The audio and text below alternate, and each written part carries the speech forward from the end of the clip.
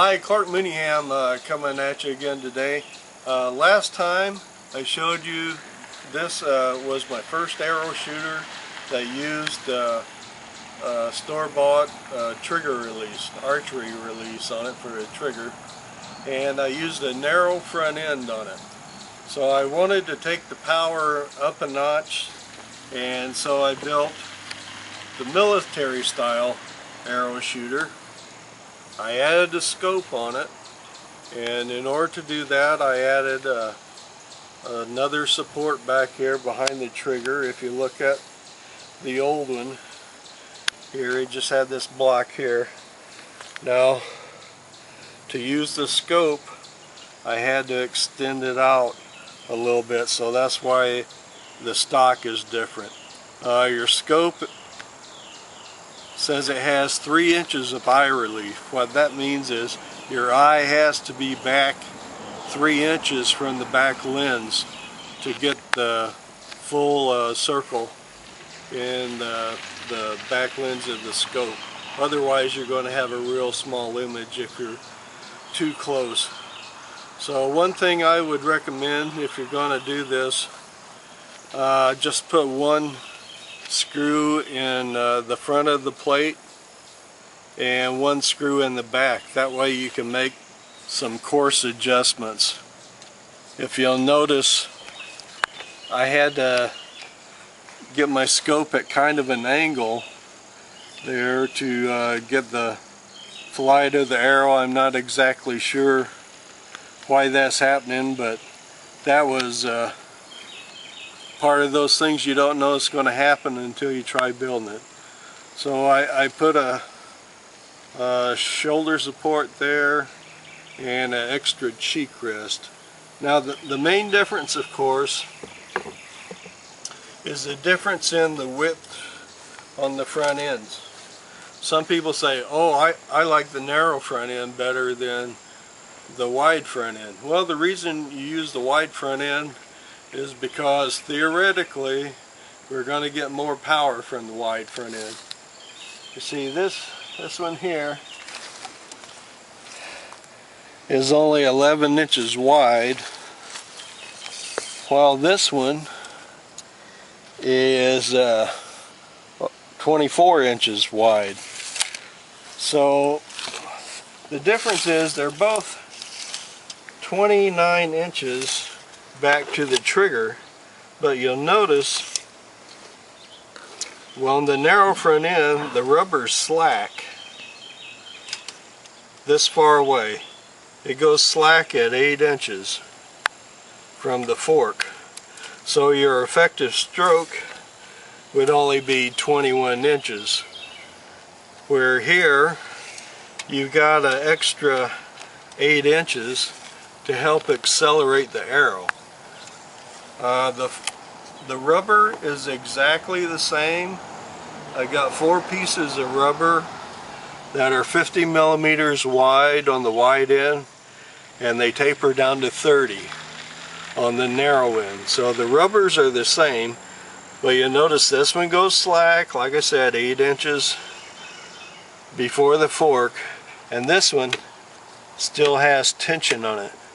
So you're getting that extra acceleration for another 8 inches. When this one's cocked, I measured it with a scale, and the force was right at 45 pounds. This one, just from being wider and more stretched, when it's cocked it's at 55. So we're showing about a 22% difference there. So we're going to shoot them across the chronograph and see if that translates into more speed. Now that's the theory. I don't have any data on it yet, so that's why we got the chronograph. So if it doesn't shoot faster, I don't have any idea why it didn't. But so we'll just have to try it out and see what happens. Another feature here, I kept my location for the brush 3 or 4 millimeters off so it's not fixed like this one was. So to adjust for that, I made the whole thing adjustable. You can take these two screws out and it'll pivot on there, and then there's another screw there. So it is totally adjustable for drag and everything. So let's see if the chronograph works. I hope the batteries are up from last year. I haven't tried it since last year, and we'll see what happens. We'll try the narrow front end first.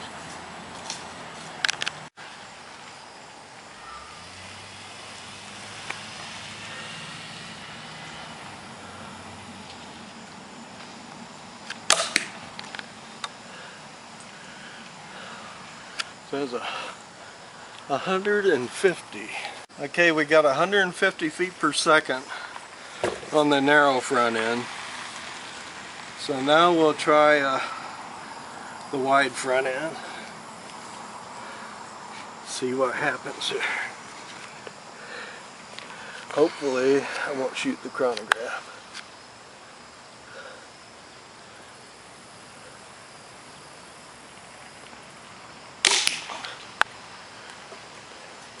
Okay, that's 175.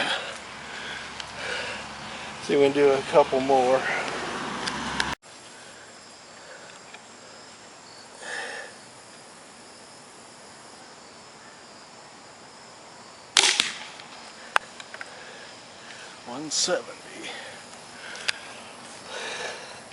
With the narrow front end, we had a reading of 150.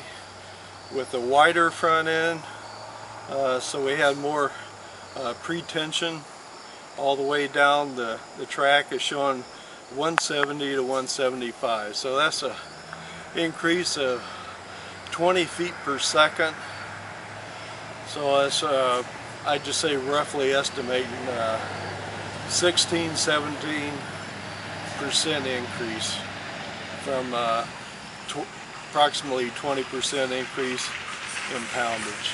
So the next step is I want to take it up another step, and we'll probably do that by adding more rubber and getting more force out of it. The triggers were rated, the one trigger was rated at 80 pounds, and we're only pulling 45 with it, so we could almost double the rubber on that one. Plus the black trigger I've got, it seems to be a little heavier, and the package that came in didn't have a weight limit on that one.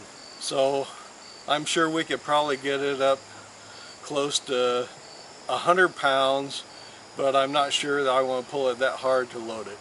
So that'll be the next thing. See if we can get up over 200 feet per second with it. So we'll see you next time when we get that ready to go.